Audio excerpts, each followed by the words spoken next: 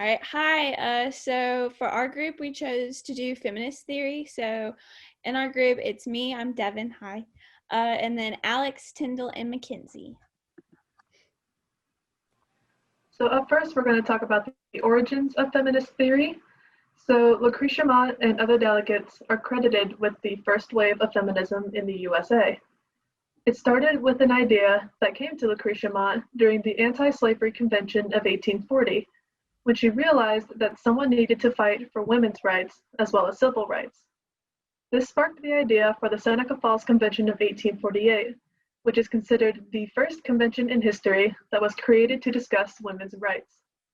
Since the beginning of the movement, the ultimate goal has been universal suffrage, but that idea became divided when the movement excluded African American women and focused primarily on white women. During the Progressive Era, social caseworkers like Mary Richmond fought for and created the female social worker roles to empower women and fight for their rights. After World War I, although women dominated the social casework field, the fight for feminism died out as focuses shifted to civil rights and the rights of soldiers coming back from war. But the fight for equal rights never truly dies out. It simply became something simmering on the back burner as soldiers and civil rights movements began to make the headlines. During this time, middle-class white women were able to join the workforce, but not as equals. Women were stuck with the lowest paying jobs, working under male supervision. The second wave of feminism would not come until the 1960s, when women began to branch out of anti-war and civil rights movements and join together to speak out on women's rights. In 1966, Betty Friedman developed NOW, or NOW, which stands for the National Organization of Women. NOW focused on improving women's status in many different areas, including education, religion, employment, politics, and so much more. The third wave of feminism would not come until the 1970s, where the feminist theory was actually developed to question the modern-day ideas of identity, subjectivity, difference, power, and knowledge. At the same time, African American women and LGBTQ+ women began the argument that feminism, up until this point, had focused on white women's rights only. Thus, more theoretical frameworks were created to include women of color and LGBTQ+ women, although at this point, social workers focused more on women of different races and cultures and still have yet to truly focus on LGBT women in research. During this wave of feminism, we finally see feminism reach women of different races, sexualities, and cultures, and a new framework of feminism was created by social workers at the time. On to the next slide. We have key concepts and core principles and propositions. Feminist theory focuses on diversity, sexism, gender roles, and issues, while also challenging the assumptions society has on mental health and what actually defines someone as, quote, mentally healthy. This comes from the idea that came in from the third wave of feminism and looks at how all women have been affected by societal sexism throughout the years and up until this point. This theory looks into the past and present and sees how women have historically been treated and how that affects both how they are treated today and how these ideas society has passed on affect women in general. We can see how it looks into all different areas that make up and define an individual woman, including race, sexuality, culture, and so much more. The intersectionality of all people is important in social work. When working with women in this theory, it is important to understand the treatment of a woman of different backgrounds. For example, a trans woman of color is going to have different life experiences than a white cis woman. When working with feminist theory, it is important to note that if someone comes in with societal expectations weighing on them, it is the job of the counselor to show that individual just how these expectations from society are influencing them. In the end, a person should not be blamed for the problems caused by both societal expectations and/or their environments the one is surrounded by. However, that person is in charge of working on these issues in order to better themselves. On to the next slide.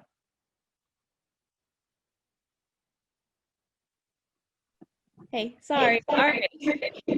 So, when looking at feminist theory and change, feminist theory is going to promote and challenge gender blind theories. So, that's just talking about how some theories don't really take into consideration how gender or other marginalized groups are really affected when planning intervention.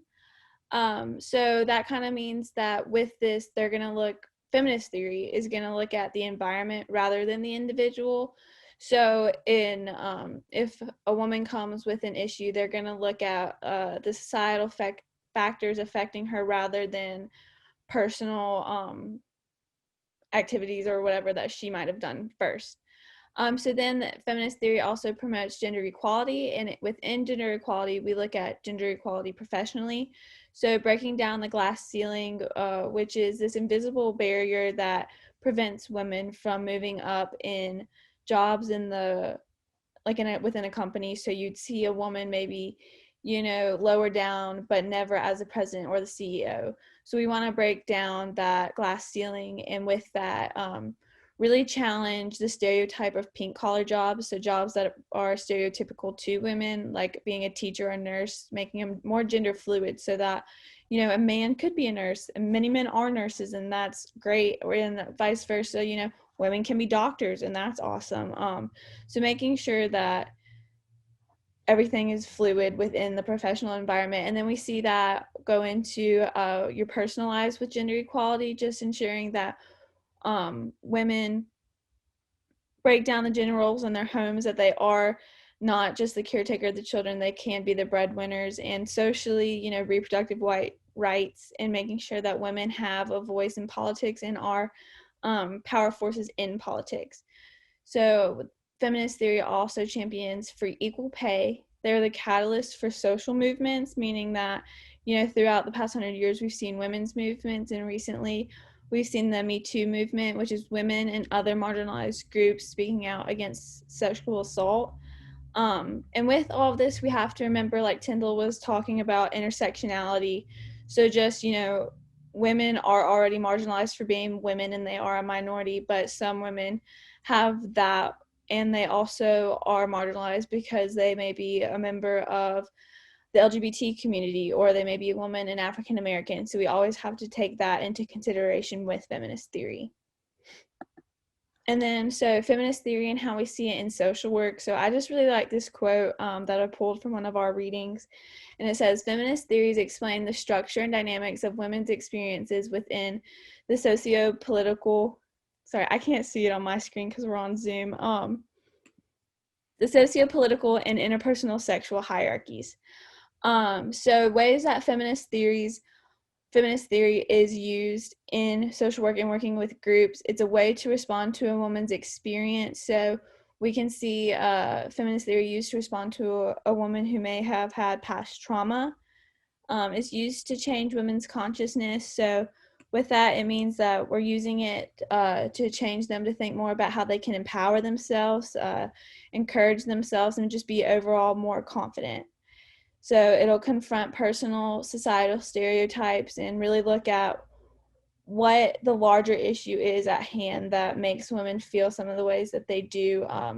So really, it's kind of cool with social work. We have the micro aspect of it, working with the individual, and the meso, working in the group, to see how women have these thoughts and feelings that's really actually affected macro level by this, how society views women and the norms that we have placed on women. So within groups, feminist counselors are going to promote critical thinking, to really think about why we have some of these ingrained beliefs about, gender roles and stereotypes, identify those stereotypes and those power imbalances, and connect that to larger systemic issues, just to really overall create more gender equality really overall.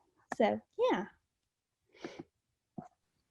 Now we're going to go look at the empirical study of the feminist theory. It's important when thinking about the feminist theory to note that this is a relatively new practice, so there's not a lot of research around it that includes data or statistics or anything like that.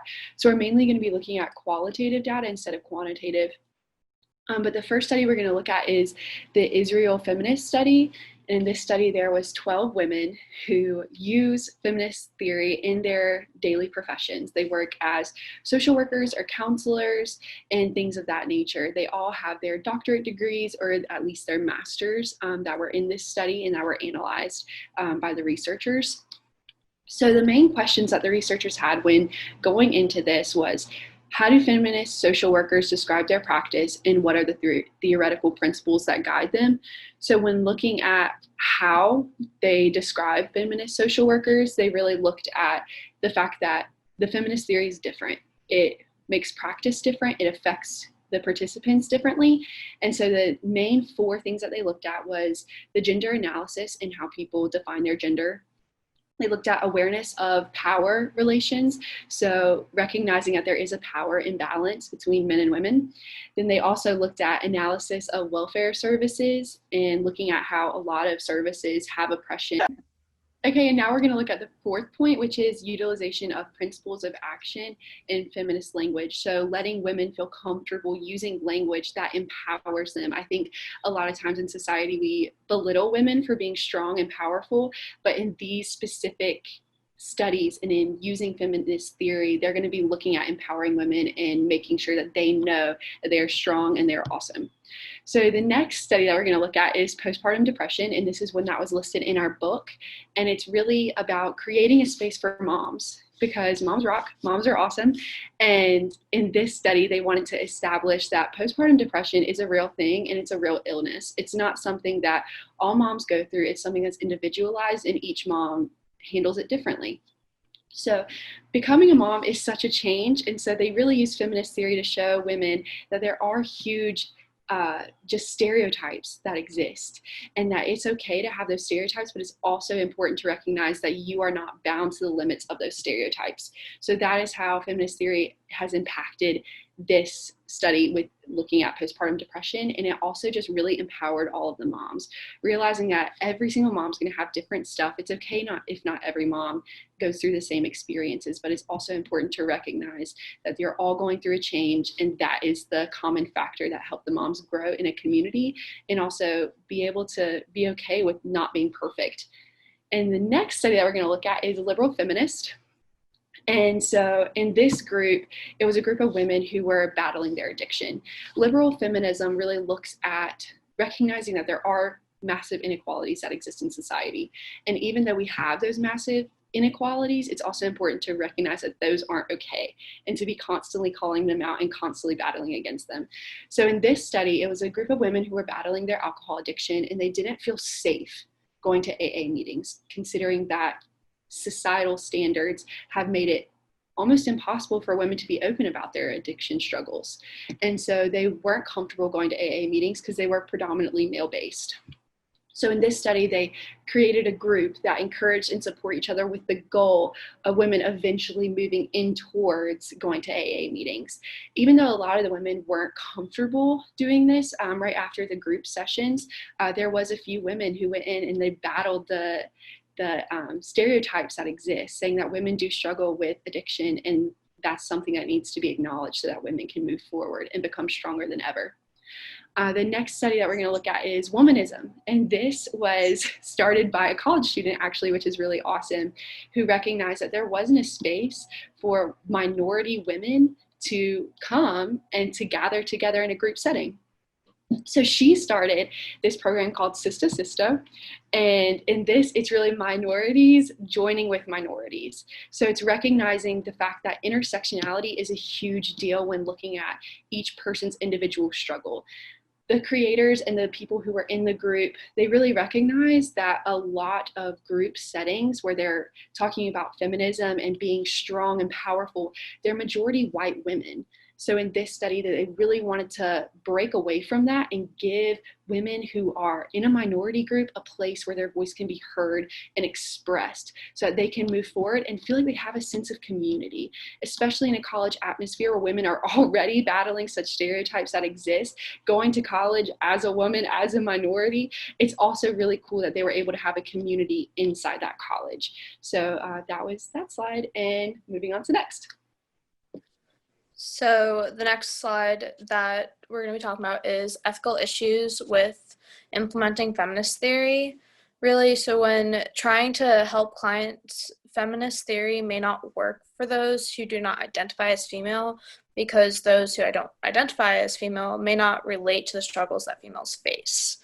And such roles of women as carers in the home or the oppressive nature of family life don't really consider Black women's experiences of often poorly paid domestic work, or of the positive role that Black families might play in helping to challenge racism really isn't talked about in feminist theory, as well as sexuality in terms of like the LGBTQ community. It's not really talked about because it's more of a heteronormative white middle class woman's experience that feminist theory looks at. So basically, it does not consider intersectionality like Devin and Tyndall and everybody talked about before, meaning it really only looks at cisgender white women and not those who are of a different socioeconomic status or of a different race.